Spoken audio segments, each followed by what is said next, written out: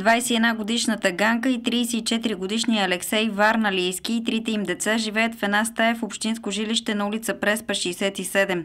Приютени са там от втория баща на Алексей. Според Борис Ивченко, младото семейство мизерства и не може да се грижи добре за мълчуганите. Просто жал ме и за него. Ето, гледам го, той вече както е истината.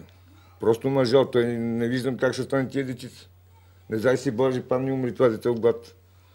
Как ще го изживеят те? Айде, аз ще го изживея по някакъв начин. Но нормално държавата, тук нашите общинали са средствали. Аз съм съгласен да им дам цялото жилище. Аз ще идем навън, в гаража ще живея. В пинето на децата само и само да така. Но тя не може да се грижи за тях. Това е невъзможно. Майката Ганка е едва на 21 години. Тя трудно се грижи за 4-годишната Гергана, 3-годишния Митко и бебето Денислав, което няма и месец.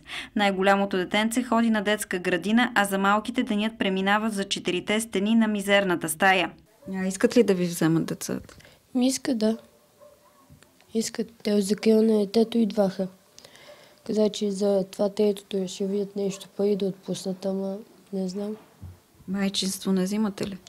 Аз взимам само за двете големите. За малкото не съм пявила нищо.